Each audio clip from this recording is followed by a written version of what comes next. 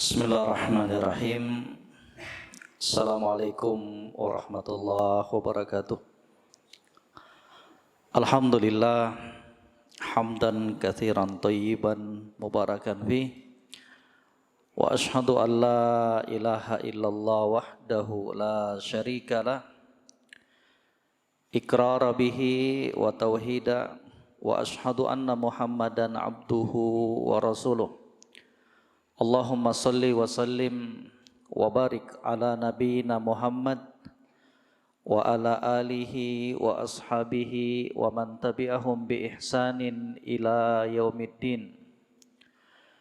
Yaqulu Rabbuna azza wa jalla fi kitabihil karim, ya ayyuhalladzina amanu taqullaha haqqa tuqatih wa la tamutunna illa wa antum muslimun. Ya ayuhan nasu attaqu rabbakumul ladzi khalaqakum min nafsin wahidah wa khalaqa minha zawjaha wa batha minhuma rijalan katsiran wa nisaa'a wattaqullaha alladzi tasaaluna bihi wal arham innallaha kana 'alaikum raqiba. Ya ayyuhalladzina amanu attaqullaha wa qulu qawlan sadida yuslih lakum a'malakum wa yaghfir lakum dhunubakum wa may yuti'illaha wa rasulahu faqad faza fawzan 'azima. Amma ba'd. Alhamdulillah, jamaah sekalian, bapak-bapak, ibu-ibu yang kami muliakan, rahimani wa rahimakumullah. Berjumpa di kesempatan hari ini melaksanakan salah satu kewajiban kita, yaitu thalabul ilmi, bertafaqquh fiddin. Jadi Allah Subhanahu wa taala di antara salah satu perintahnya untuk kita semuanya adalah mendalami, mempelajari agamanya. Di dalam hadis yang sahih kata Nabi sallallahu alaihi wasallam, talabul ilmi fariidatun ala kulli muslimin. Belajar agama itu merupakan sebuah kewajiban bagi setiap muslim. Demikian pula muslimah. Dan sebelumnya dalam rangka untuk mewujudkan dan mengamalkan sabda Nabi sallallahu alaihi wasallam yang beliau sebutkan dalam sebuah hadis yang sahih, la yashkurullah man la yashkurun nas. Seorang hamba tidak akan terkategorikan sebagai hamba yang bersyukur kepada Allah sampai dia berterima kasih atas kebaikan manusia.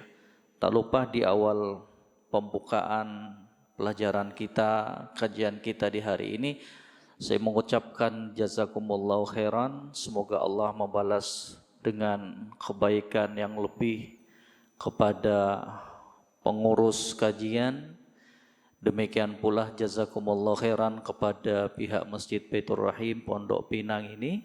Semoga masjid kita ini senantiasa makmur dengan sholat berjamaah, dengan kajian-kajian ilmiah dan ibadah-ibadah yang lainnya. Tak lupa pula saya mengucapkan jazakumullah khairan kepada bapak-bapak sekalian, ibu-ibu sekalian, kaum muslimah yang turut hadir untuk sama-sama kita mempelajari agama Allah, untuk sama-sama kita saling mengingatkan dalam perkara kebaikan dan ketakwaan kepada Allah Subhanahu wa taala. Berhubung ini pertemuan perdana, izinkan saya mengingatkan diri pribadi, demikian pula kepada bapak-bapak sekalian, jamaah sekalian, ibu-ibu, para ummahat, untuk tetap semangat mempelajari agama Allah. Ya, bahwa belajar menuntut ilmu itu ibadah yang mulia. Di dalam hadis yang sahih kata Nabi sallallahu alaihi wasallam, waman salaka tariqan yaltamisuhu fihi ilman sahhalallahu lahu bihi tariqan ilal jannah. Barang siapa yang menempuh sebuah perjalanan. Ya, Bapak Ibu sekalian perhatikan lafadznya itu thoriqon. Ini thoriqon di sini thoriqon hissi. Thoriqon jalan yang bisa dirasakan oleh panca inderahnya kita. Ya. Waman salaka thoriqan, barang siapa yang menempuh sebuah perjalanan, dia jalan kaki kek, dia naik motor, naik mobil, naik pesawat dalam rangka untuk menuntut ilmu agama Allah, manfaat, keutamaan, hasil yang akan dia dapatkan, sahhalallahu lahu bihi thoriqan ilal jannah. Untuk orang-orang yang keluar dari rumahnya, orang-orang yang meniatkan belajar mendalami agama Allah, tidak ada tujuan dia keluar dari rumahnya kecuali untuk mempelajari agama Allah, sahhalallahu lahu bihi thoriqan ilal jannah. Kata thoriq yang kedua ini disebutkan oleh para ulama thoriqan maknawi. Ya, thoriq jalan yang bersifat maknawi. Allah akan mudahkan jalannya menuju surganya. Jalan di situ maknawi.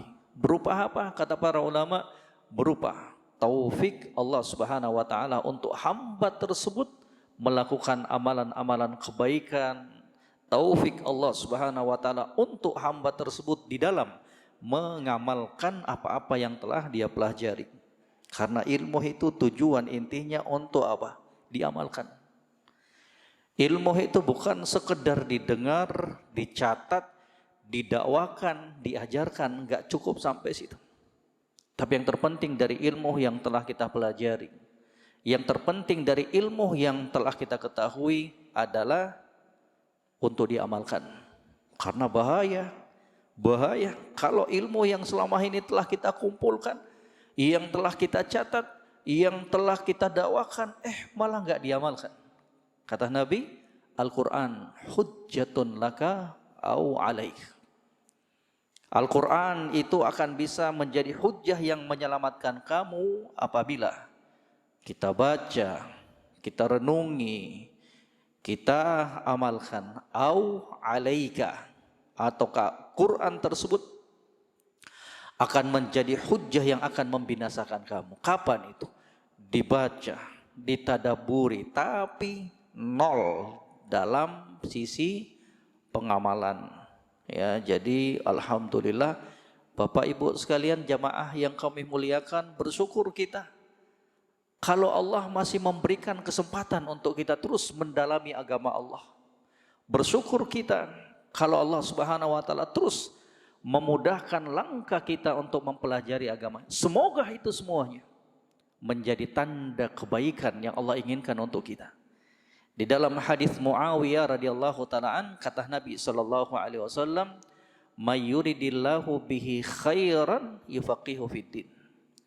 Barang siapa yang diinginkan kebaikan oleh Allah, maka Allah Rabbul Alamin akan memahamkan hamba tersebut dalam urusan agamanya. Sedikit berbagi Bapak Ibu sekalian jamaah yang kami muliakan, mungkin selama ini kalau kita mendengarkan faedah yang baru, ilmu yang baru dari ustadz-ustadznya kita, mungkin kita selama ini langsung mencatatnya, geleng-geleng kepala, oh iya ya, alhamdulillah.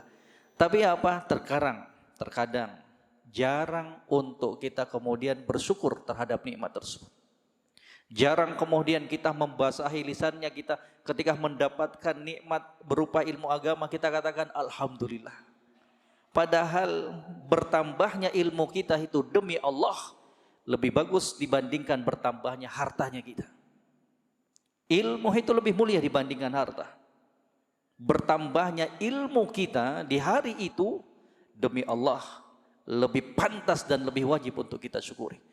Makanya di suatu hari orang-orang itu mendatangi Al-Imam Abu Hanifah.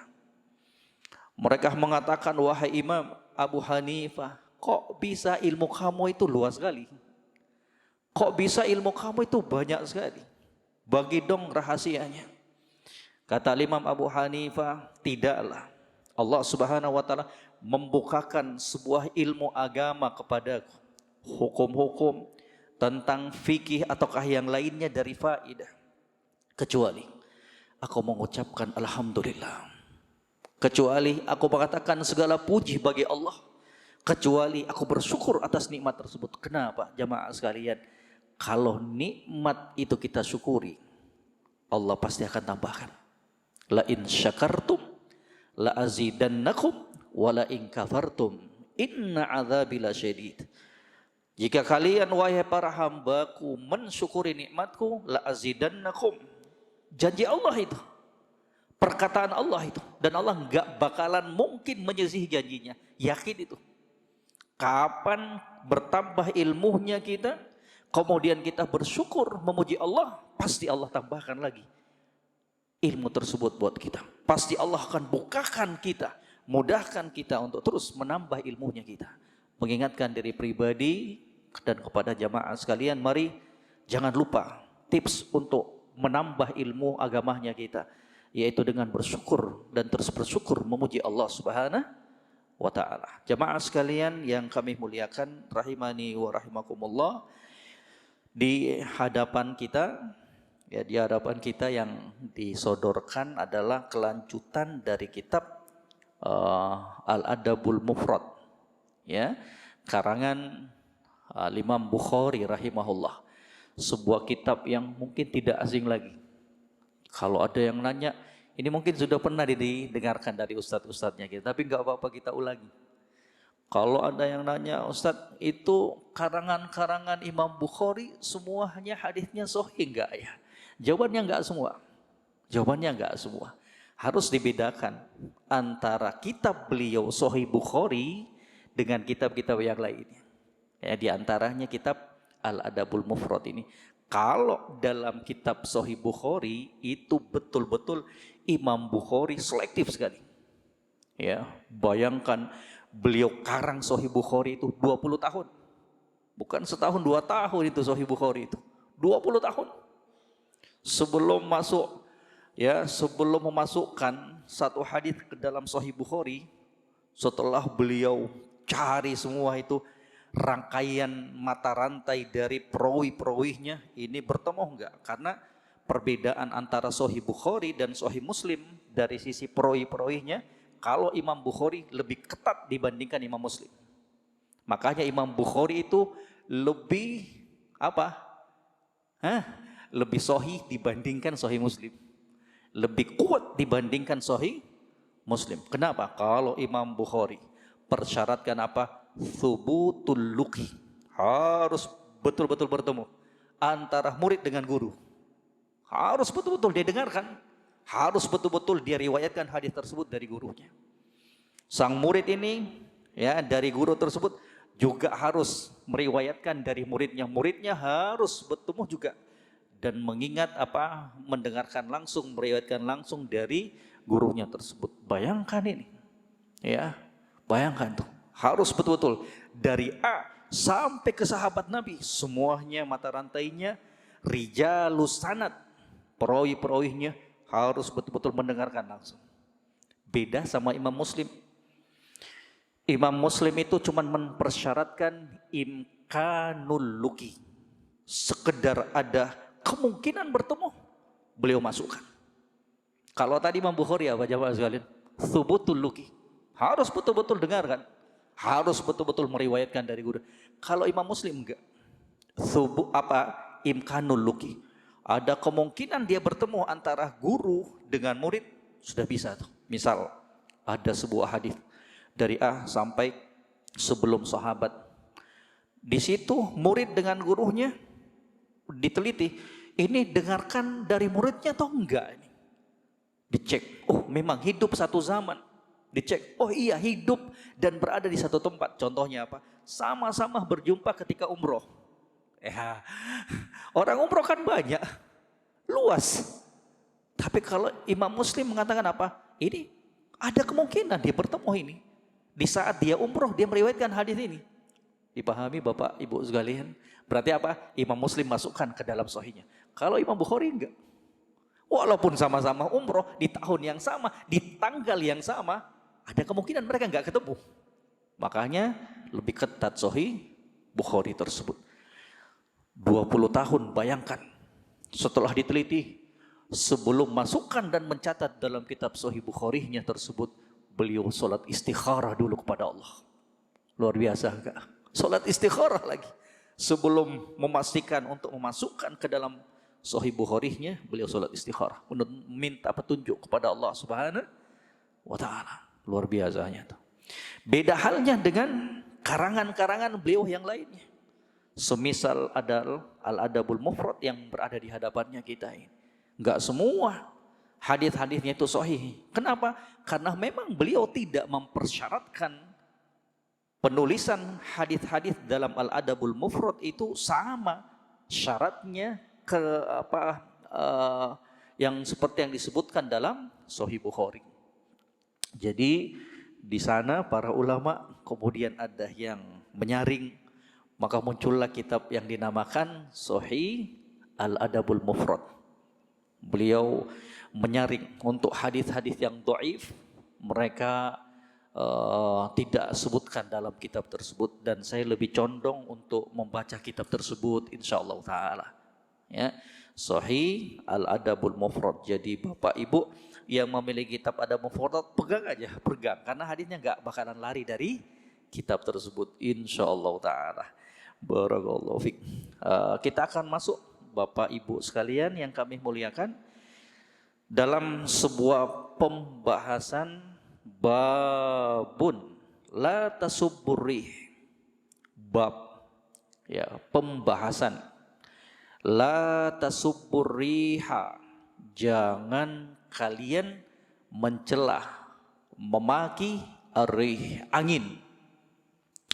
La-nya di situ namanya la an-nahiyah, la pelarangan.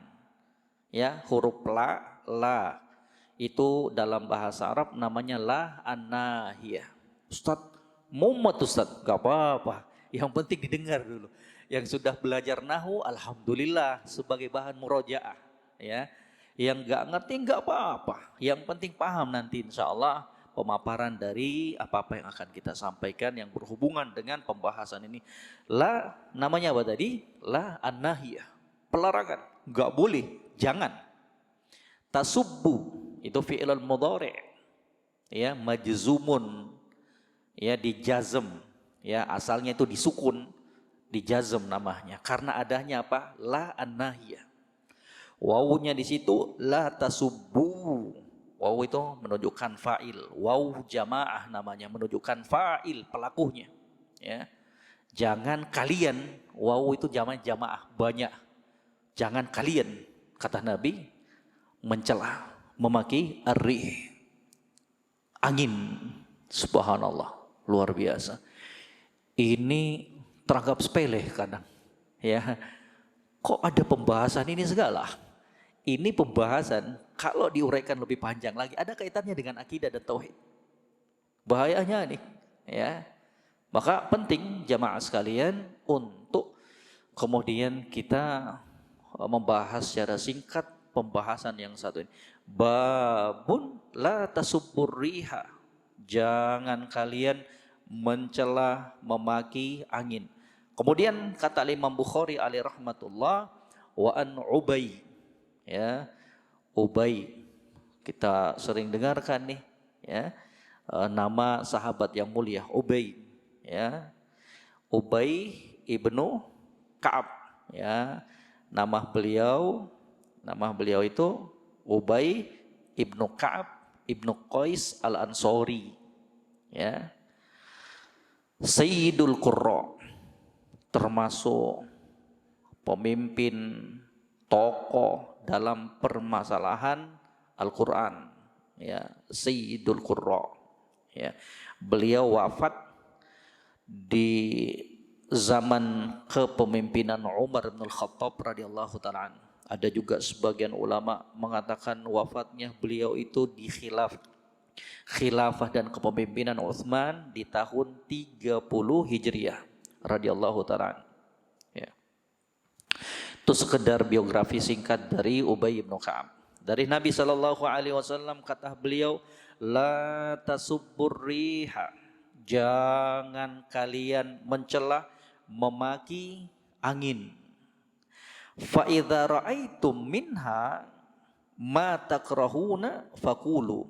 Kalau kalian melihat, ya, kalau kalian mendapati sesuatu yang tidak menyenangkan dari angin tersebut, faqulu, maka katakan, anginnya kencang, ya, luar biasa kencangnya angin.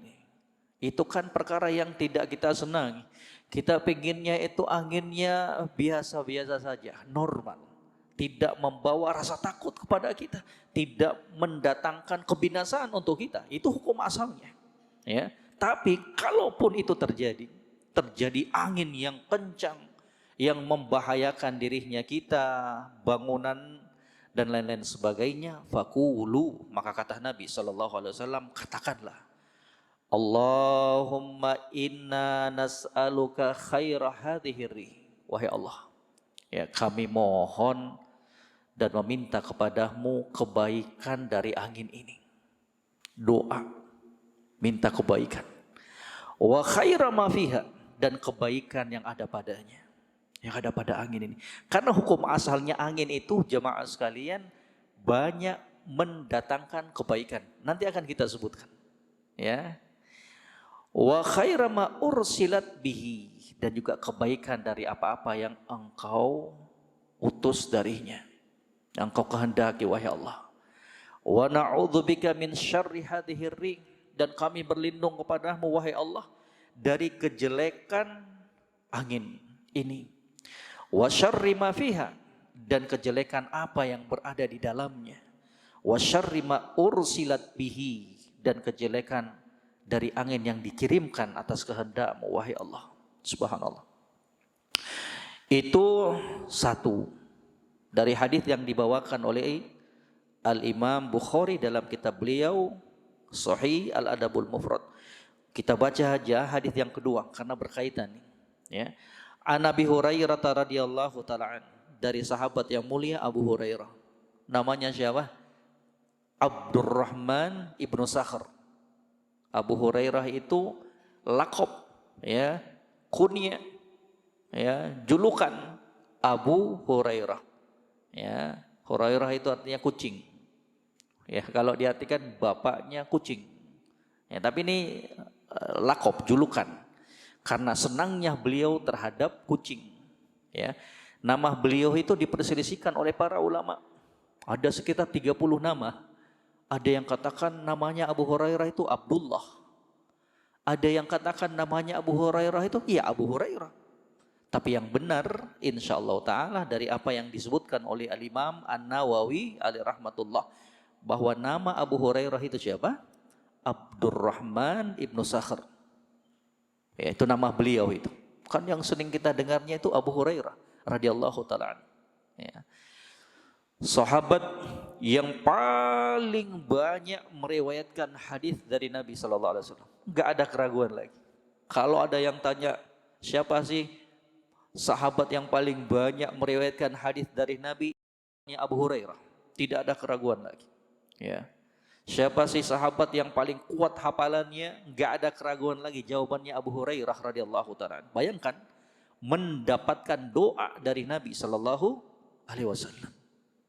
Setiap dari hadis yang dia dengarkan dari Nabi, udah enggak bakalan lupa dia, berkat doa dari Nabi sallallahu alaihi wasallam. Kata beliau, qala Rasulullah sallallahu alaihi wasallam, Rasul sallallahu alaihi wasallam bersabda, ar-rihu min rauhillah. Itu cara bacanya tuh. Ar-rihu min rauhillah.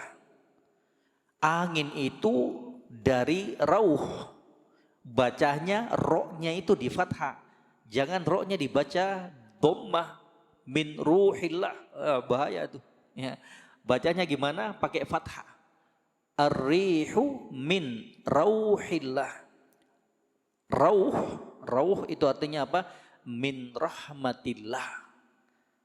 Ar-rihu min rauhillah. Jangan baca ar-rihu min ruhillah. Ya, beda tuh maknanya. Ya, jadi rauh itu artinya rahmat. Ya. Ar-rihu min rauhillahi azza wajalla. Angin itu dari rahmat Allah Subhanahu wa taala. Ta'ti birrahmati wal azab. Terkadang membawa rahmat kebaikan dan terkadang pula membawa azab, siksaan, kejelekan. Kemudian kata Nabi sallallahu alaihi wasallam memberikan arahan kepada umatnya. Fala tasubbuha, jangan kalian celah, jangan kalian caci maki angin tersebut. Lihat nih, ini ya yang menjadi titik pembahasannya kita.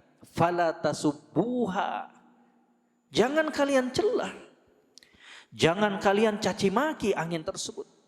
Walakin, akan tetapi, salullah min khairiha, mintalah, mohonlah kepada Allah kebaikan dari angin tersebut.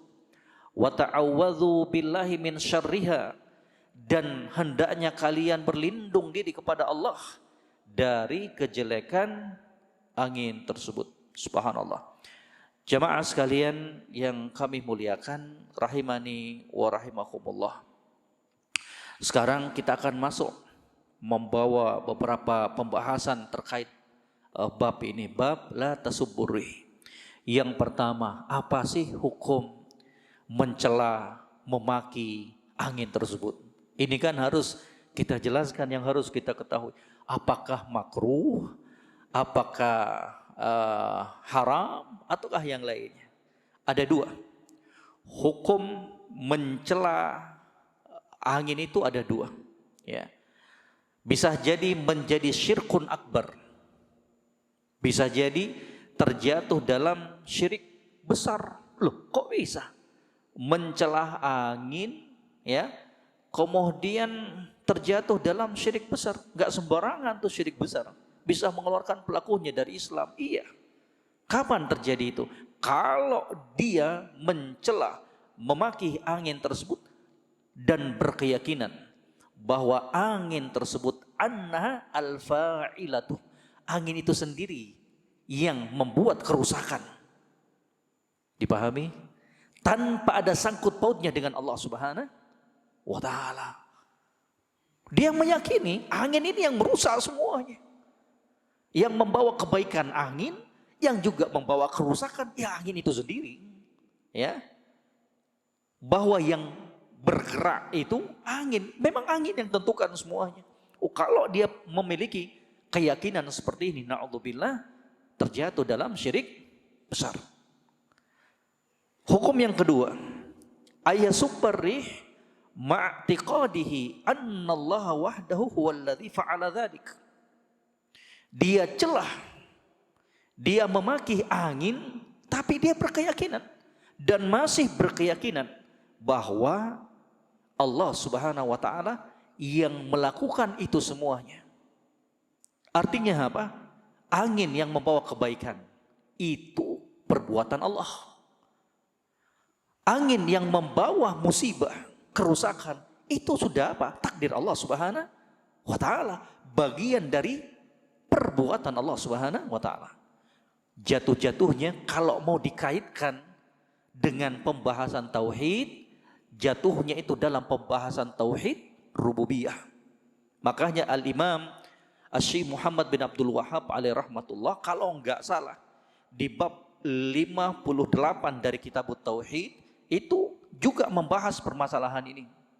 Ya, beliau membawakan juga di bab 58 dari kitab Tauhid, beliau membawakan babun la tasubburih, bab pelarangan mencela, memaki angin. Ada kaitannya. Kenapa? Kenapa? Pembahasan yang kedua. Kenapa kita dilarang mencela angin? Ini pembahasan yang kedua. Kenapa? Apa sebabnya? Apa alasannya? Kok kita dilarang mencela, memaki angin? Ya.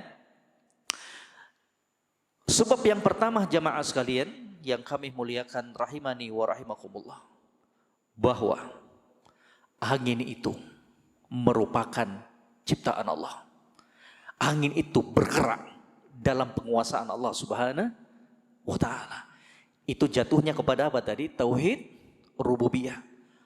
Rububiyah, Rob, kan tauhid terbagi 3. Ini sudah kita pahami semuanya. Tauhid uluhiyah, pengesaan Allah dalam hal ibadah. Tauhid rububiyah, pengesaan Allah dalam hal Rob. Apa sih Rob itu?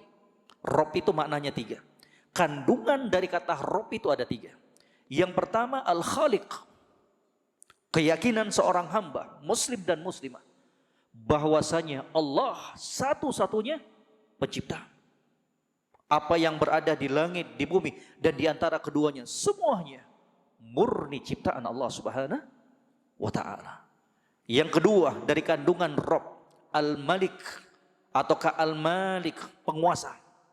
Penguasa. Apa yang berada di langit dan di bumi dan di antara keduanya, semuanya berada dalam penguasaan Allah Subhanahu wa ta'ala. Coba, apa jadinya jamaah sekalian kalau bumi, langit dan di antara keduanya itu ada 2 penguasa? Yang tadinya sudah mau tenggelam matahari, orang sudah nanti-nanti pengen buka puasa, yang satunya Rob, yang satunya jangan dulu, tunda dulu. Ya, apa jadinya? Dalam satu perusahaan aja kalau direkturnya banyak bisa berantem. Apalagi untuk mengatur alam semesta ini. Kesemua yang kita lihat dari keagungan pengaturan Allah, hendaknya memberikan pelajaran yang berharga kepada kita akan penciptanya yang begitu mulia, yang begitu berkuasa, yaitu Allah Subhanahu wa ta'ala. Semuanya terangkai dalam rangkaian yang begitu sempurna, teratur, menunjukkan dan menyadarkan kita bahwa yang menciptakan dan mengatur itu yang maha kuasa Allah Subhanahu wa ta'ala. Makna dan kandungan yang ketiga dari Rob, Al-Mudabbir. Nah ini Al-Mudabbir, pengatur. Maka barang siapa yang mencela angin, maka pada hakikatnya dia mencela Allah Subhanahu wa ta'ala. Kenapa? Karena apa? Yang mengatur angin itu siapa? Allah. Subhanallah. Yang mengatur angin itu siapa? Allah Rabbul Alamin. Makanya Syekh Al-Utsaimin alaihi rahmatullah juga memberikan ucapan yang bagus sekali dalam permasalahan ini.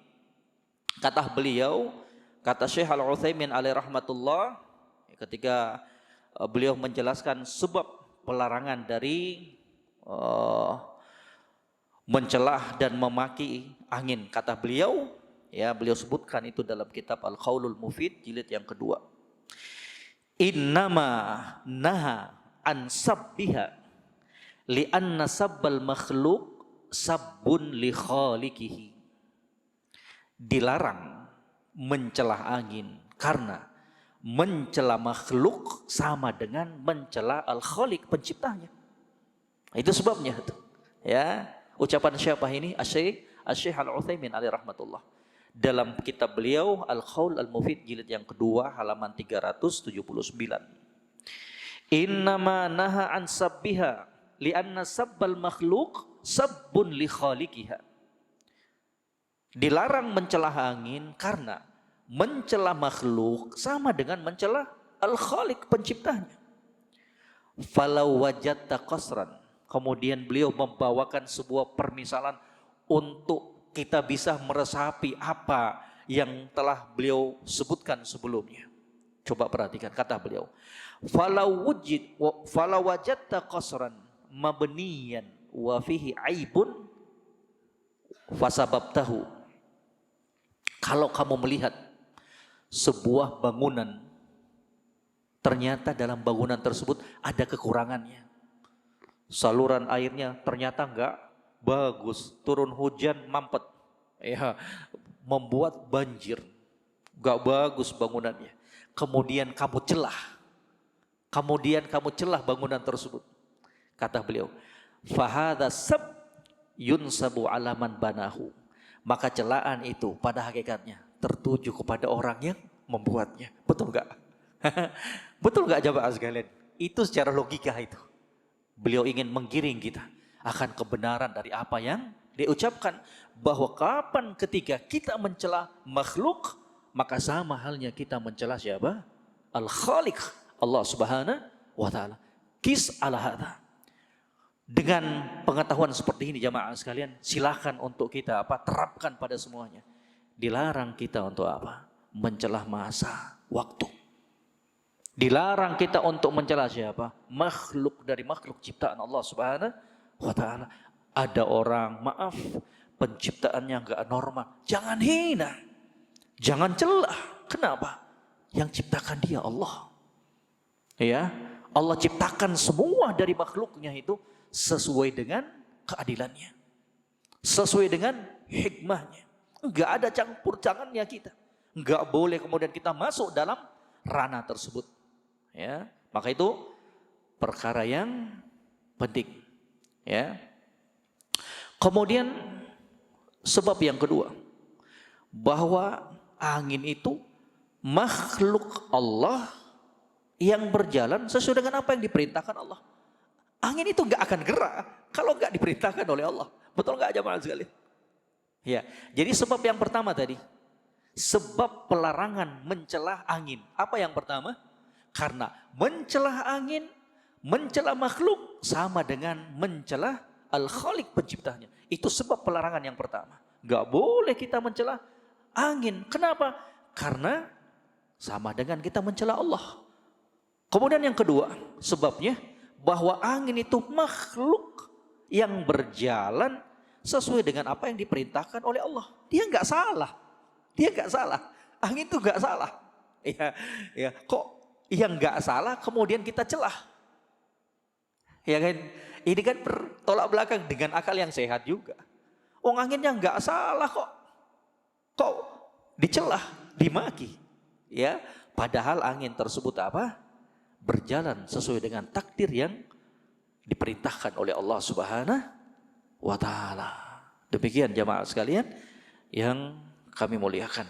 Ya, jadi seorang muslim itu, seorang muslim itu bukanlah seorang yang sering mencela. Ya, seorang muslim itu bukanlah seorang yang sering melaknat, mencaci maki. Makanya dalam hadis yang diriwayatkan oleh Imam Ahmad rahimahullah, itu disebutkan apa? Laisal mu'minu bitta'an walal la'an walal fahish walal badhi. Renungan untuk kita semuanya. Bahwa seorang mukmin dan mukminah itu bukanlah orang yang sering mencaci maki. Bukanlah orang yang banyak melaknat. Bukanlah orang yang keji buruk akhlaknya. Dan bukan pula orang yang jorok omongannya. Na'udzubillah. Jadi apa? Jaga lisannya kita. Itu pelajaran yang kita bisa ambil dari pelarangan ini juga. La tasubburri, jangan kalian mencelah angin. Banyak tuh bentuknya. Bentuknya gimana Ustaz? Ya Allah, kencang bener nih anginnya, rusak genteng saya lagi. Ya, semoga Allah nggak memberkati angin ini. Pokoknya kata-kata yang seakan-akan membenci apa-apa yang telah ditetapkan oleh Allah Subhanahu wa Ta'ala. Jamaah sekalian, maaf, masih banyak kata-kata yang bisa keluar dari mulutnya kita dari kebaikan. Masih banyak perkara-perkara yang kita bisa pakai untuk menggunakan nikmat yang satu ini. Mulut itu nikmat. Jangan cuma menilai kenikmatan dari sisi materi saja. Mulut itu nikmat. Makanya Allah ingatkan kita. Ya. Di dalam Al-Qur'anul Karim, dalam firman-Nya, walisana wa syafatain, dan kami telah menganugerahkan kepadanya lisan, mulut, dan kedua bibir. Itu Allah sebutkan ayat ini dalam sighah imtinan untuk mengingatkan kita akan nikmatnya. Jadi jangan dipakai untuk perkara-perkara yang mendatangkan kemarahan Allah Subhanahu wa ta'ala. Bapak, Ibu sekalian, mengingatkan diri kita semuanya. Mulut itu nikmat. Dan setiap kenikmatan itu akan dimintai pertanggungjawabannya di sisi Allah Subhanahu wa taala pada hari kiamat. Mulut itu adalah nikmat, maka mari pakai dalam perkara-perkara yang mendatangkan kebaikan untuk dunia dan akhiratnya kita. Jangan pakai mulutnya kita untuk perkara-perkara yang mendatangkan kemarahan, kemurkaan Allah Subhanahu wa taala. Ya. Jangankan ucapan-ucapan yang panjang ini, la tasubburrih, ucapan ya Allah semoga engkau tidak mempergahi angin ini. Ya Allah kok anginnya kencang banget, saya nggak bisa keluar sampai sekarang ini padahal saya ada rapat, saya ada kajian. Jangankan ucapan yang panjang seperti itu, satu kata saja yang disebutkan dan keluar dari mulutnya kita bisa jadi mendatangkan kemarahan Allah Subhanahu wa taala. Mungkin masih teringat kita peristiwa yang dialami Ummul Mukminin Aisyah radhiyallahu taala anha. Diriwayatkan oleh Imam Abu Dawud dalam kitab Sunannya. Kata Aisyah kepada junjungan kita Nabi Muhammad sallallahu alaihi wasallam, "Ya Rasulullah, hasbuka an Sofiyata kadza wa kadza." Coba perhatikan, dengarkan bersama jamaah sekalian. Kata Nabi sallallahu alaihi, kata Aisyah di hadapan Nabi, hasbuka an Sofiyah kadza wa kadza. Wahai Rasulullah, cukup bagimu Sofiyah. Sofiyah itu istri Nabi juga. Faqala ahadur ruwah ta'ni qasirah. Berkata seorang perawi yang meriwayatkan hadis ini, ta'ni qasirah. Yang diinginkan dengan ucapan Aisyah kadza wa kadza ketika menggambarkan Sofiyah, hasbuka Sofiyah, cukup bagimu wahai Rasulullah Sofiyah itu. Apa kata demikian dan demikian. Kata sang perawi yang meriwayatkan hadis ini, ta'ni qasir, yang diinginkan dari ucapan beliau itu bahwa cukup bagimu wahai Rasulullah bahwa Sofiyah itu perempuan yang pendek, enggak tinggi. Satu kata jamaah sekalian. Apa itu? Qasiratun. Heran Nabi sallallahu alaihi wasallam. Satu kata yang keluar dari ucapan Aisyah tadi. Kata beliau, "Ya Aisyah, lau muzijat bima'il bahr."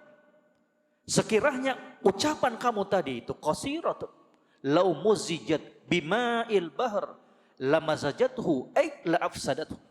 Sekiranya ucapan kamu itu dituang ke dalam lautan yang luas, ucapan kamu tadi, satu kata, mensifatkan saudara kamu tadi dengan qasirah, pendek, enggak tinggi, dicemplungkan, dicampurkan ke dalam air yang begitu luas, maka sungguh air dalam lautan yang luas tersebut akan rusak. Subhanallah. Jadi apa? Mengingatkan dirinya kita semuanya, pandai-pandai menggunakan nikmat lisan ini. Ya. Maka Nabi sallallahu alaihi wasallam mengatakan apa? Ya, terkadang seorang hamba itu mengucapkan ucapan yang mendatangkan kebaikan, mendatangkan ridho Allah dalam keadaan dia tidak apa? Menyadarinya, menganggap sepele. Ternyata ucapan yang baik itu meninggikan derajatnya di sisi Allah Subhanahu wa taala. Dan terkadang pula kata Nabi sallallahu alaihi wasallam seorang hamba itu mengucapkan ucapan yang jelek yang terkadang dianggap sepele. Seperti ini. Seperti ini nih. Kan sepele. Apalagi musim hujan sekarang ini. Apalagi kadang angin yang kencang, ya.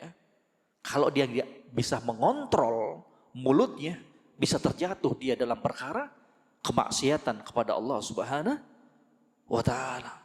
Jadi sekali lagi jamaah sekalian, jangan menjadi mukmin dan mukminah yang sering dan banyak mencela dan mencaci maki. Ya, jangan. Apalagi sampai merobek kehormatan dan harga diri saudaranya kita. Jangan. Ya, enggak diperbolehkan. Haram hukumnya di dalam Islam. Ya. Jadi itu, ya. Kemudian jamaah sekalian yang kami muliakan rahimani wa rahimakumullah, kita akan masuk juga tentang hikmah dari pelarangan mencela angin. Ya, apa sih hikmahnya? Ya, apa sih hikmahnya? Kenapa kita dilarang mencela angin? Ya, itu disebutkan oleh para ulama di antara dari sebab dan hikmah pelarangannya. Yang pertama, ya, dari hikmah-hikmah tersebut, ya, juga akan kita sebutkan. Yang pertama,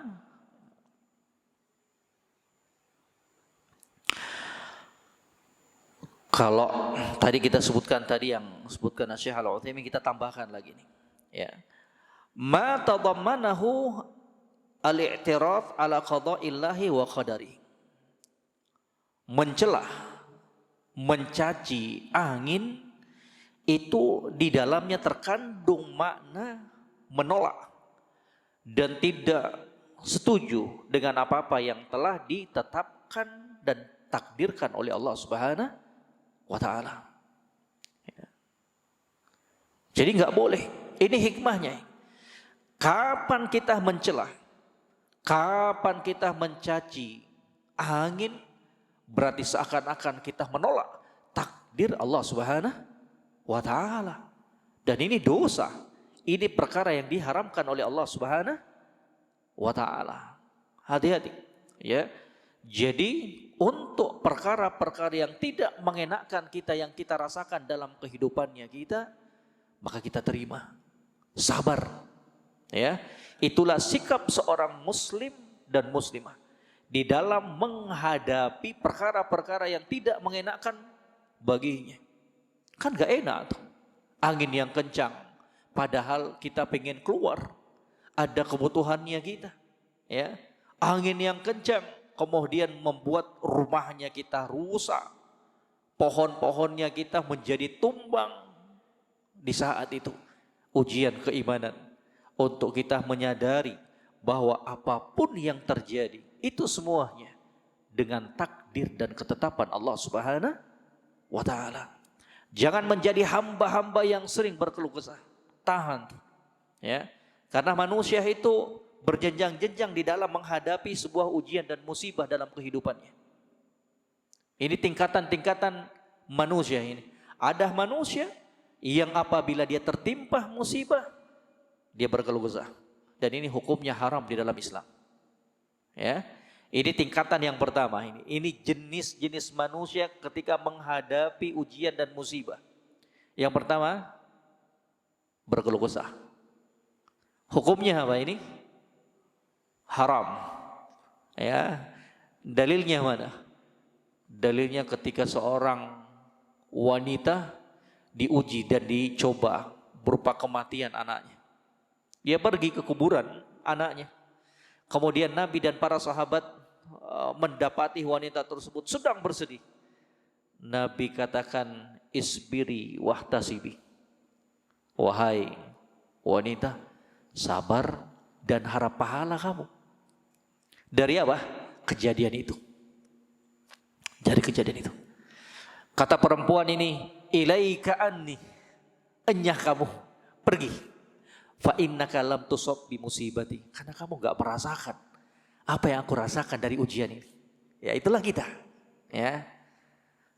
Kalau dinasihatin temannya, anti, antum, itu cuman pandai ngomong, enggak tahu perasaan saya. Gimana ditinggal mati suami, gimana ditinggal mati istri, gimana ditinggal mati anak. Akhirnya yang keluar apa? Cacian. Ungkapan-ungkapan yang tidak menunjukkan ketundukan terhadap apa yang telah ditetapkan oleh Allah Subhanahu wa ta'ala. Ilaika anni, enyah kamu, pergi kamu. Akhirnya Nabi pergi. Ya, itulah tugasnya kita, sebatas mengingatkan, bukan memaksa orang. Sekedar apa? Mengingatkan. Ingatkan, nasihati. Udah dinasihatin oleh Nabi, isbiri wahtasibi. Sabar engkau harap pahala dari musibah yang menimpa kamu. Tapi apa yang didapatkan Nabi? Ilaika anni fa innaka lam tusab bi musibati. Pergi kamu, enyah dariku, karena kamu gak merasakan apa yang saya rasakan dari musibah ini. Apa? Sabarnya Nabi menghadapi orang-orang seperti itu. Subhanallah. Maka kita harus lebih sabar lagi mencontoh junjungan kita Nabi Muhammad SAW dalam berdakwah. Ya, kita cuma sebatas mengarahkan manusia. Pergi Nabi, tinggalkan orang tersebut. Ya. Kemudian sahabat mengatakan kepada wanita itu, kamu nggak tahu ya bahwa yang memberikan nasihat tadi itu Nabi SAW. Oh, kaget perempuan ini, langsung lari dia datang ke rumah Nabi SAW. Ya. Setelah ketuk pintunya, Nabi pun keluar. Kata perempuan ini meminta udzur, ya Rasulullah, saya nggak tahu kalau yang tadi ngomong memberikan nasihat itu adalah engkau. Kata Nabi SAW, innamas sabru inda sodamatil ula. Itulah hakikat sabar. As-sabru inda sodamatil ula. Yang namanya sabar itu dihentakan pertama tak kala datangnya musibah. Jangan ngamuk dulu baru astagfirullah. Ya. Ada angin kencang nimpa rumahnya, pohonnya tumbang nimpa mobilnya. Oh, keluh kesah. Nanti diingatkan, oh iya astagfirullah. Ya, itu bukan sabar namanya. Sabar itu apa? Dihentakkan pertama tak kala datangnya musibah. Ketika musibah tersebut datang, lagi kajian di Pondok Pinang, Masjid Baitur Rahim, tiba-tiba telepon masuk, WA-nya masuk, Om, Pak, maaf, mobilnya ketimpa pohon. Apa yang keluar? Innalillah wa inna ilaihi rajiun. Itu yang mantap tuh. Langsung connect dengan Rabb-nya Allah Subhanahu wa ta'ala. Innalillah wa inna ilaihi rajiun. Wong semuanya akan kembali kepada Allah. Wong semuanya itu milik Allah Subhanahu wa ta'ala. Semuanya titipan. Semuanya titipan. Ilaika anni fa innaka lam tusab bi musibati. Kata Nabi apa? Innamas sabru inda sodamatil ula. Yang kedua, orang-orang yang tertimpa musibah as-sabir. Orang yang bersabar. Bersabar dia. Ada musibah, berat juga dia menghadapinya. Cuman tidak menjadikan dirinya kemudian mengeluarkan kata-kata yang mendatangkan kemurkaan Allah. Seakan-akan tidak menerima takdir tersebut. Tidak melakukan perbuatan-perbuatan seperti yang dilakukan oleh orang-orang jahiliyah terdahulu. Menempeleng pipihnya, merobek bajunya. Sabar dia. Mengharap pahala. Yang ketiga, ar-radhi, ridha. Ini tingkatannya lebih atas lagi dibandingkan as-sabir. Di mana letak perbedaannya? Kalau orang yang radhi, ridha, rela, pasrah terhadap musibah, itu ada musibah ataukah tidak, tetap lapang dadanya. Bukan karena hatinya mati, bukan. Tapi karena kesempurnaan iman yang ada padanya. Satu kondisi, dapat musibah ataukah enggak, sama saja baginya. Kenapa? Saking sempurnanya iman yang ada padanya. Semua yang terjadi dari musibah dianggap semuanya apa? Sebagai bentuk cobaan dari Allah Subhanahu wa ta'ala. Kalau tadi orang yang sobir itu masih ada berat dalam hatinya, tapi dia mampu untuk mengekangnya. Kalau yang radhi ini sama sekali nggak ada keberatan, langsung plong. Yang keempat, yang paling tinggi tingkatannya, asyakir. Orang yang bersyukur di atas musibah. Ya, angin kencang tersebut menerpa rumahnya, kendaraannya, usahanya. Dia malah bersyukur. Kok bisa bersyukur? Ya, ini yang paling hebat. Orang kalau, kok bisa bersyukur orang ini? Dapat musibah malah bersyukur. Alhamdulillah ala kulli hal. Nah, itu dong yang keluar. Itu orang yang hebat. Karena kalau kita cermati, kalau kita renungi musibah yang ada pada seorang muslim dan muslimah, pada hakikatnya adalah kebaikan untuknya. Adalah nikmat dari Allah Subhanahu wa ta'ala. Kenapa demikian? Karena musibah tersebut bisa jadi salah satu cara Allah untuk menghapuskan dosa-dosanya kita. Kita banyak dosa. Kita banyak dosa. Matanya kita, mulutnya kita, tangannya kita, kakinya kita. Banyak melakukan dosa kepada Allah Subhanahu wa taala. Banyak lalainya. Ya. Maka bisa jadi dari kesemua musibah dengan beragam bentuknya itu. Cara Allah untuk menghapuskan dosa dan kemaksiatan yang dahulu pernah kita lakukan. Ustadz, kok saya dulu itu gak terasa sekali musibah itu, Ustadz. Kok setelah kenal pengajian, istiqomah, rajin ibadah, kok ujiannya makin berat ya? Mungkin ada yang demikian tuh. Mungkin ada yang demikian. Kok Ustadz semakin saya rajin sholat tahajud, semakin sedekah, rajin puasa Senin Kamis, kok perasaan musibah ini makin beruntun aja ini. Ya, jangan heran yang demikian itu. Kita ingat dong, berapa sih usianya kita sekarang? Kita istiqomah itu berapa tahun sih? Dari waktu yang telah lewat itu kita kemana kan? Dari umurnya kita yang berlalu itu kita habiskan kemana? Bisa jadi dalam kelalaian, bisa jadi dalam kemaksiatan, yang mungkin dosa-dosa itu telah kita lupakan, tapi tidak dengan Allah Subhanahu wa taala. Allah cinta kita. Kita ingin kembali kepadanya. Allah cinta kita. Allah ingin bersihkan kita. Makanya dalam hadis yang sahih kata Nabi sallallahu alaihi wasallam, la yazalul bala bil mu'min wal mu'mina fi nafsihi wa malihi wa ahlihi hatta yalqallah wa laysa alaihi khati'atun. Senantiasa menerpa, senantiasa menerjang musibah, ujian, cobaan seorang mukmin dan mukminah. Fi nafsihi, berkaitan dengan dirinya. Ya Allah, mulai sakit-sakitan. Ya, itu berkaitan dengan kita. Sakit. Sakit. Itu sakit bisa jadi sebagai penghapus dosanya kita. Sakit.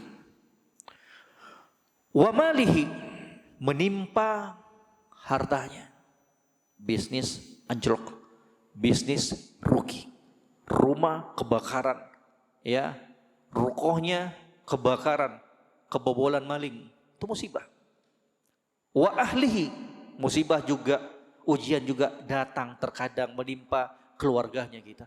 Istrinya sakit, istrinya meninggal, anaknya sakit, anaknya meninggal.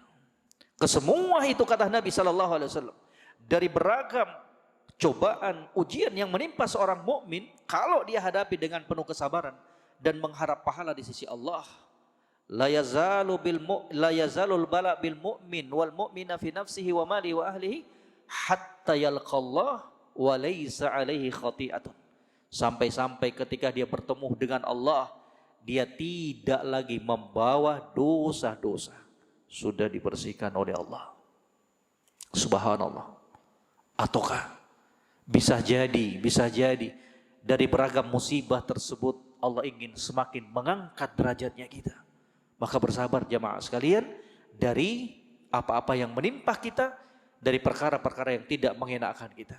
Di antaranya kalau kita hubungkan dengan bab ini, jangan cela, jangan maki angin. Ya, karena banyak tuh. Dalam Islam itu banyak pelarangan-pelarangan dalam hal mencaci. Ya. Yang pertama bisa ditulis, ya. Larangan-larangan dari mencela. Jadi bukan cuman sebatas mencela angin, bukan. Tapi di sana banyak juga, ya, bentuk-bentuk pelarangan kita untuk mencela yang lainnya. Yang pertama, ya, dilarang mencaci maki, mencela sesama muslim. Wah, ini yang pertama ini. Jangan caci maki, jangan celah sesama muslim, sesama muslimah. Ya, dalilnya hadis Nabi sallallahu alaihi wasallam yang diriwayatkan oleh Imam Bukhari dari Imam Muslim. Kata Nabi, sibabul muslimi fusukun. Mencelah, memaki seorang muslim itu merupakan bentuk kefasikan. Gak boleh. Gak boleh. Itu saudara kita. Itu saudaranya kita yang punya kehormatan. Itu saudaranya kita yang mulia di sisi Allah Subhanahu wa taala. Gak boleh kita celah. Gak boleh kita celah. Apalagi maaf, menganggap dirinya kita lebih bersih dibandingkan dia. Menganggap dirinya kita lebih bagus dibandingkan saudaranya kita. Na'udzubillah. Pernah tuh Abu Bakar atau Umar radhiyallahu ta'ala berdiri di hadapan Ka'bah. Beliau mengatakan, ma'a'adhamuki. Betapa mulia dan agungnya engkau wahai Ka'bah. Tapi kehormatan seorang mukmin, mukminah, muslim dan muslimah lebih mulia dibandingkan kamu. Ya. Ketika di hadapan para sahabat di Hajjatul Wada', di haji perpisahan, di depan ribuan para sahabat saat itu, Nabi sallallahu alaihi wasallam mengatakan, ala inna dima'akum wa amwalakum wa a'radakum haramun alaikum. Ketahuilah, sesungguhnya jiwa-jiwa kalian, darah-darah kalian, kehormatan kalian, harta kalian haram untuk ditumpahkan tanpa hak. Gak boleh celah saudaranya kita. Enggak boleh maki saudaranya kita. Gak boleh. Apalagi maaf, menganggap dirinya kita lebih bagus, lebih bertakwa, lebih beriman, lebih suci darinya. Na'udzubillah, buang jauh-jauh itu. Penyakit. Allah udah ingatkan kita, fala tuzakku anfusakum huwa a'lamu bimanittaqa. Jangan kalian pernah merekomendasi, jangan kalian pernah merasa diri lebih bersih. Huwa a'lamu bimanittaqa. Dialah Allah yang mengetahui kadar keimanan kita. Dialah Allah yang mengetahui siapa yang bertakwa di antara kita. Dialah Allah. Maaf, orang lain bisa kita kibulin. Bisa jadi ketika ramai kita nampakkan ketakwaan. Maaf, bisa jadi ketika berada di khalayak ramai kita nampakkan keimanannya kita, keistiqomahannya kita. Kita nampakkan bagaimana rasa takutnya kita kepada Allah. Tapi maaf, ketika kita sendirian, kita kemudian menerjang perkara-perkara yang diharamkan oleh Allah. Itulah yang disebutkan oleh para ulama dalam nasihat mereka. La takun waliyan lillah fil ananiyah aduwan lahu fisir. Jangan kalian coba-coba menjadi wali-wali Allah tak kalah ramai, dan menjadi musuh Allah tak kalah bersendirian. Na'udzubillah. Sekali lagi, jaga. Jangan sampai kita terjatuh mencela, merendahkan, memaki saudaranya kita. Tahan mulutnya kita. Belum tentu kita lebih bagus dibandingkan dia. Belum tentu kita lebih bagus dibandingkan orang yang kita celah itu. Belum tentu kita lebih mulia di sisi Allah dibandingkan orang yang kita remehkan dan lecehkan itu. Bisa jadi orang yang kita celah, orang yang kita maki, orang yang kita remehkan, ternyata di malam harinya sering menangis, bangun di tengah malam untuk bermunajat dengan Rabb-Nya Allah Subhanahu wa taala. Bisa jadi orang yang selama ini kita remehkan, lecehkan, yang kita caci, kita maki, ternyata lebih rajin berpuasa sunnah dibandingkan kita. Ternyata orang yang selama ini kita remehkan, lecehkan, lebih rajin berinfak sembunyi-sembunyi dibandingkan kita. Subhanallah. Jadi sekali lagi, tutup celah ini. Tutup, jaga lisannya kita. Masih banyak kata-kata yang bisa kita urai, bisa kita rangkai untuk memasukkan rasa bahagia ke dalam hati saudaranya kita. Dibandingkan cacian yang akan menyempitkan dadanya. Ibadah yang mulia, jamaah sekalian, idkhalus surur fi qalbil mu'min. Termasuk ibadah yang mulia, memasukkan rasa bahagia ke dalam hati saudaranya kita. Jangan masukkan jangan menjadikan hatinya itu sempit. Ya, gak boleh. Jadikan hatinya itu lapang, gembira dengan kata-katanya kita, dengan sikapnya kita. Wah, subhanallah. Ya. Kemudian yang kedua, jangan mencaci maki, mencela ayam jantan. Ya. Rasul sallallahu alaihi wasallam mengatakan, la tasubbud dik fa innahu yuqidhu lis-shalah. Jangan kalian mencaci maki ayam jantan. Waduh, ribut sekali. Iya, lagi tidur. Ya mungkin kalau di kota besar udah gak ada lagi ya. Ini kalau kita pulang kampung misalkan, udah tidur kemudian berkokok-kokok terus, langsung kita omelin, langsung kita keluarkan kata-kata ini. Ya, kata Nabi, la tasubbudik, jangan kamu mencaci maki ayam jantan. Fa innahu yuqidhu lis-shalah. Karena ayam jantan itu membangunkan orang untuk sholat. Ya, subhanallah. Kemudian yang ketiga, jangan mencela masa waktu. Ya, kata Nabi dalam hadis yang diriwayatkan oleh Imam Muslim, la tasubbud dahra fa innallaha huwad dahr. Jangan kamu mencelah masa, karena Allah itu pencipta masa, waktu. Ya, jangan celah waktu, enggak dosa dia itu waktu itu. Ya, enggak boleh kita kemudian celah maki waktu, masa. Ya, enggak boleh. Kenapa? Karena sama. Penjelasan tentang angin, mencela angin sama dengan penjelasan apa? Mencelah waktu. Kenapa? Karena yang mengatur angin dan masa waktu itu siapa? Allah.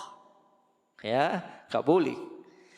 Kemudian yang keempat, jangan mencela, memaki makanan. Ini yang paling sering nih.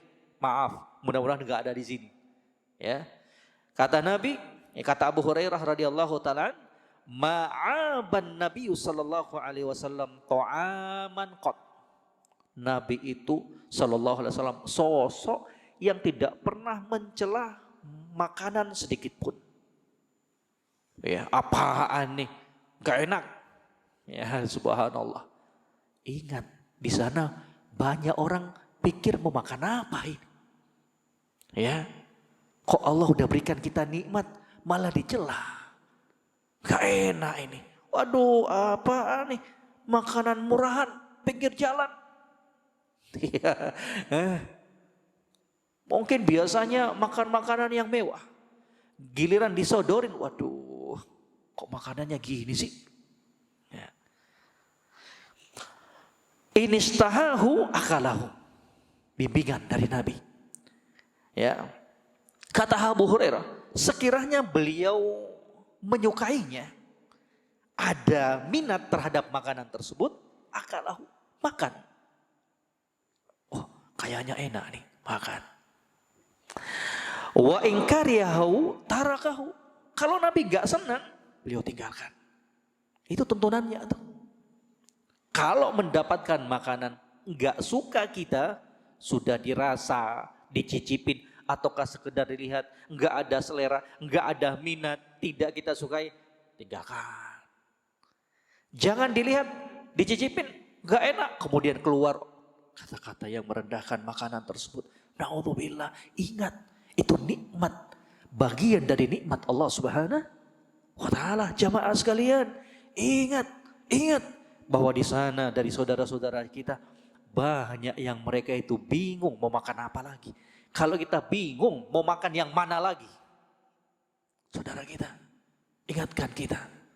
Kata Nabi SAW, unduru ila man asfala minkum, wala tanduru ila man huwa fauqakum, fahuwa ajdaru alla tazdaru ni'matallahi alaikum. Kata Nabi, tengok ke bawah. Dalam urusan dunia, tengok ke bawah. Jangan tengok ke atas dalam urusan dunia. Kenapa? Kapan kalian nengok ke bawah dalam urusan dunia, maka kalian dengannya tidak akan pernah meremehkan nikmat Allah Subhanahu wa Ta'ala. Kenapa sih jamaah sekalian kita terkadang kurang bersyukur kepada Allah? Kenapa? Salah satunya karena kita sibuk menengok nikmat orang lain yang diberikan oleh Allah, ketimbang kita melihat nikmat Allah yang Allah berikan kepada kita. Itulah yang menjadi faktor salah satunya yang menyebabkan seorang hamba itu nggak bisa tampil sebagai hamba-hamba yang bersyukur terhadap nikmat Allah Subhanahu wa Ta'ala. Terlalu sibuk memperhatikan nikmat orang lain yang Allah berikan dibandingkan nikmat yang Allah berikan kepada dirinya sendiri. Ya, subhanallah. Ini tuntunan. Sekali lagi, jangan lagi celah makanan setelah ini. Kita ingatkan dirinya kita, tahan mulutnya kita. Kalau memang nggak senang, tinggalkan. Ya, tinggalkan. Kemudian yang berikutnya, yang kita sebutkan tadi apa? Jangan mencelah angin. Ya, jangan mencelah angin. Itu tadi hadisnya Ubay bin Ka'ab. Ya, la tasubbur rih. Jangan kalian mencela angin. Kemudian yang berikutnya, jangan mencela syaitan. Ya, jangan mencela syaitan. Kata Nabi SAW dalam hadis yang disahihkan oleh Syekh Al-Albani alaihi rahmatullah, kata beliau, la tasubbu syaitan wa ta'awwadhu billah min syarrihi. Jangan kalian cela syaitan. Kita enggak celah syaitan pun sudah tercelah dia. Ya, ngapain celah lagi? Yang menjadi kewajiban kita apa?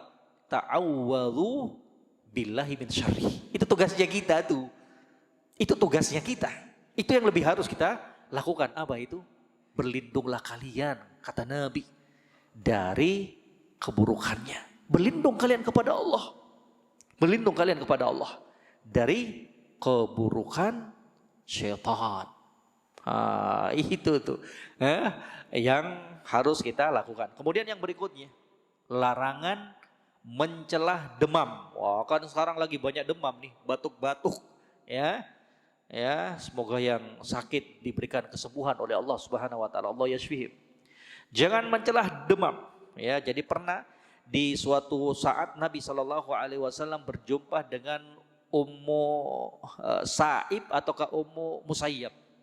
Ya, kemudian Nabi SAW mengatakan, malaki ya Umma Sa'ib au ya Ummal Musayyib. Ada apa dengan engkau wahai Ummu Sa'ib atau Ummu Musayyib? Ya, kenapa kamu bergetar? Kata beliau, qalat al-hummah la barakallahu fiha. Saya sedang demam wahai Allah, wahai Rasulullah, semoga Allah tidak memberkahi demam ini. Ya, didoakan kejelekan. Ya, kemudian kata Nabi SAW, la tasubbi al-humma. Ya, jangan engkau mencela demam. Ya, fa innaha tudhibu khotoya bani Adam kama yudhibul kir khabathal hadid. Karena demam itu menghilangkan dosa-dosa anak Adam sebagaimana tungku api pandai besi membersihkan kotoran besi. Hadis yang diriwayatkan oleh Imam Muslim. Ustadz, kalau ada orang yang dia itu enggak celah angin, dia cuma mensifatkan saja. Oh, anginnya kencang banget ya. Kemarin itu, Masya Allah, kencang banget sampai tumbang tuh pohon-pohon. Ini hukumnya apa ini? Boleh. Bedakan antara hukum dengan hukum al-wasf. Hukum mencelah dengan hukum sekedar mensifatkan, menginformasikan, itu dalam Islam diperbolehkan. Selama tidak mengandung apa? Penolakan, celaan terhadap takdir Allah Subhanahu wa Ta'ala. Sah-sah saja orang menginformasikan, sudah terjadi angin yang kencang di daerah tersebut. Boleh. Cuman informasi. Boleh. Cuman informasi. Cuman apa? Mensifatkan saja. Beda hukumnya dengan mencela. Wallahu ta'ala a'lam. Barakallahu fiik. Ini ada yang masuk nih. Ya. Pertanyaan. Jadi biar disisakan waktu ya Pak. Ya dikit. Pertanyaannya, apa yang dimaksud dengan menjadi musuh Allah saat sendirian? Bisa diberikan contoh. Masya Allah, pertanyaannya bagus. Kan tadi kita sebutkan itu kata perkataan seorang ulama, la takun waliyan fil alaniyah aduwan lillah fisir. Jangan kamu menjadi wali-wali Allah tak kalah dalam keadaan ramai. Nampakkan kesolehannya, nampakkan keistiqomahannya kalau lagi ramai. Ya, menampakkan tawadhu'nya ketika ramai. Tapi kalau sendirian menjadi musuh, aduan lillah, musuh bagi Allah. Maksudnya apa ketika sendirian? Maksudnya apa? Dia terjatuh dalam kemaksiatan ketika dia seorang diri. Maaf, kalau dahulu orang rusak, kalau keluar rumah, sekarang orang bisa rusak walaupun berada di kamar. Itu contoh tuh. Apa itu? Kemajuan internet, telekomunikasi, media. Orang dahulu rusaknya itu ketika keluar rumah salah bergaul. Tapi sekarang rusaknya kita, rusaknya generasinya kita yang dilancarkan oleh musuh-musuh Islam. Walaupun dalam rumah, walaupun dalam kamar bisa rusak. Na'udzubillah. Apa? Penyalahgunaan nikmat berupa apa? Media. Itu contohnya tuh. Ya. Membuka perkara-perkara yang diharamkan oleh Allah. Melihat dari perkara-perkara yang tidak diperbolehkan oleh Allah Subhanahu wa taala. Itu bagian dari contohnya. Ya. Jadi seorang muslim itu harus menjadi hamba Allah, tak kalah ramai, tak kalah sendiri. Itulah yang dinamakan apa? Muraqabatullah. Pentingnya muraqabatullah. Pentingnya menghadirkan dan terus menghadirkan bahwa segala pergerakannya kita diawasi oleh Allah. Enggak perlu lagi CCTV itu.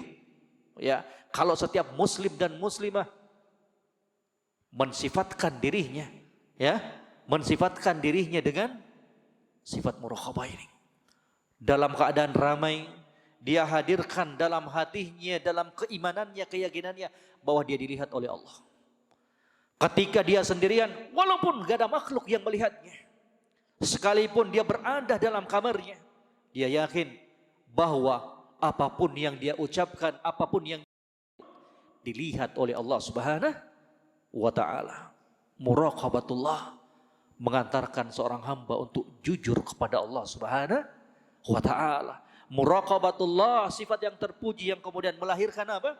Al-haya'um minallah. Malu kepada Allah Subhanahu wa taala. Yang repot kalau enggak malu lagi. Ya, kalau enggak malu lagi, subhanallah. Kemudian yang kedua, bagaimana memberitahu tukang masak bahwa makanannya tidak enak tanpa mencelah makanan tersebut, dan bagaimana untuk menghindari orang dari makanan-makanan yang jika dimakan memang tidak enak. Ya caranya di ngomongin, Mbak, Mpok, sepertinya garamnya terlalu banyak, gulanya terlalu banyak. Informasikan aja tanpa harus mencelahnya. Ya, diberikan masukan dengan kata-kata yang bernada informasi, bukan celaan. Ya, demikian. Mbok, sepertinya airnya kurang, makanya adonannya kurang pas. Gitu. Pokoknya nggak ada celaan. Ya. Bismillah, Ustaz. Bagaimana kalau ada orang bertanya tentang sebuah makanan, apa itu enak atau enggak, dengan tujuan orang tersebut ingin tahu karena untuk kebutuhan hajatan. Kalau misalnya rasa makanan yang ditanya itu kita tahu tidak enak, bagaimana sebaiknya kita mengatakannya? Katakan kepada orang tersebut, Om, Bu, Pak, Bapak coba sendiri aja. Karena bisa jadi lidahnya saya beda dengan lidahnya Bapak. Iya kan? Betul gak jawab sekalian? Bisa jadi menurut saya enak, tapi gak enak bagi orang lain. Jadi ngomongnya gitu aja. Ngomong, Om aja yang cobain deh. Mungkin selera kita beda. Jadi tanpa harus mencelah ya. Oh jangan Om, gak enak, gak usah dibeli. Oh jangan gitu, gak boleh. Ya ngomong baik-baik aja. Om, Bu, coba rasain aja. Ya, Pak rasain aja sendiri. Karena lidah orang kan beda-beda. Selera orang kan beda-beda. Wallahu ta'ala a'lam, barakallahu fiik. Izin bertanya Ustaz. Na'am, barakallahu fiik. Apakah melarang membawa makanan di grup wali santri seperti makanan dingin, es, atau pedas atau bahannya yang kurang baik seperti mengandung MSG ataukah pengawet? Apakah termasuk mencelah makanan? Jawabannya tidak. Itu dalam rangka apa? Daf'ud doror, yang menutup pintu kejelekan. Santri Para pelajar itu butuh stamina. Orang menghafal itu lebih capek dibandingkan orang kerja. Karena menguras tenaganya itu, menguras pikirannya itu. Itu orang lebih cepat capek tuh. Lebih cepat lapar tuh, ya. Jadi orang menghafal itu luar biasa tuh. Ya, orang menghafal itu luar biasa, butuh energi. Maka mungkin di sebagian pondok pesantren memang telah mempersyaratkan demikian, gak boleh untuk membawa makanan-makanan yang mengandung MSG pengawet. Kenapa? Karena kebaikannya untuk santri itu sendiri. Ya, kalau sudah disepakati demikian harus jalani dong. Kenapa? Kata Nabi sallallahu alaihi wasallam, al-muslim ala syurutihi. Muslim itu terikat dengan persyaratan yang dia lakukan. Itu sekali lagi bukan masuk dalam bab ini. Itu persyaratan dalam rangka apa? Menghadang, menutup pintu-pintu kejelekan. Lah nanti kalau anaknya kita, santri-santrinya pada sakit, ya, qadarullah karena sebab minum es ada yang radang, kan gimana? Berarti apa? Ini semua dalam rangka untuk apa? Menutup celah, ya, menutup celah dari kejelekan, keburukan yang akan menimpa santri tersebut. Wallahu taala a'lam, barakallahu fiik. Ada yang mau ditanyakan, Bapak-bapak sekalian?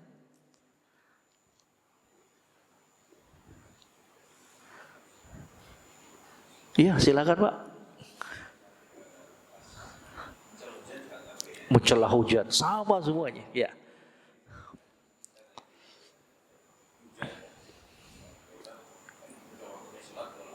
Iya.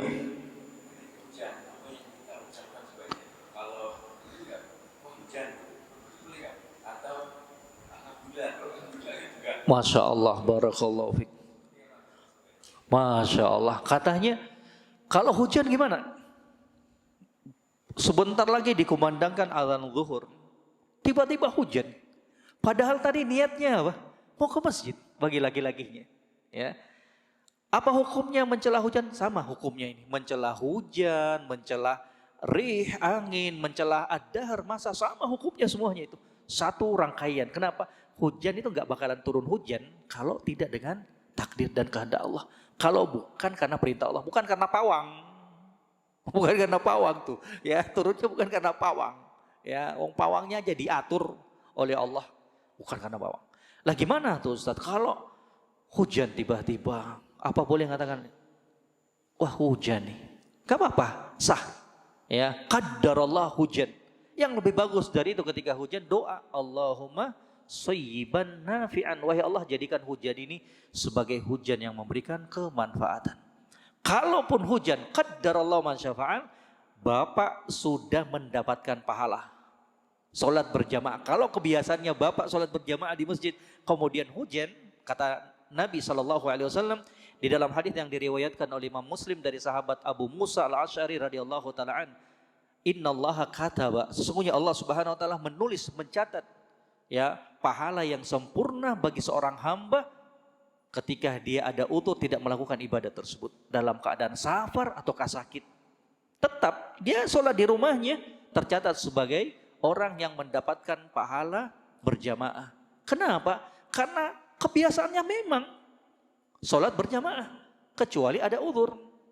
Yang kedua, innamal a'malu binniyah. Semua dari amalan itu tergantung dari niatnya. Yang ketiga, ada hikmah di balik semua itu. Bisa jadi dengan demikian Bapak bisa sholat berjamaah bersama istri dan anak-anak yang selama ini mungkin jarang kita sholat berjamaah dengan mereka. Bapak menjadi imam lagi, Masya Allah. Barakallahu fikum, demikian Pak. Jazakumullah khairan. Ada yang lainnya Bapak sekalian, jamaah sekalian?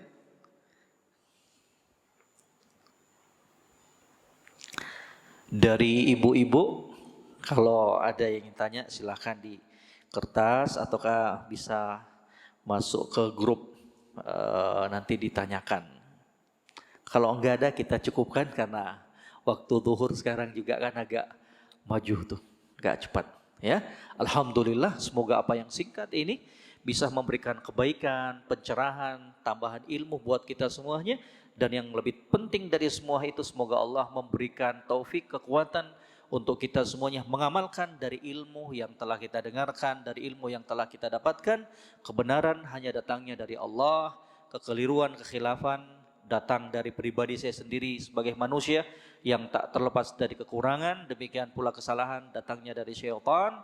Wa akhiru da'wana anilhamdulillahi rabbil alamin. Subhanakallahumma bihamdik asyhadu an la ilaha illa anta astaghfiruka wa atubu ilaik. Wassalamualaikum warahmatullahi wabarakatuh. Wa jazakumullahu khairan. Barakallahu fikum.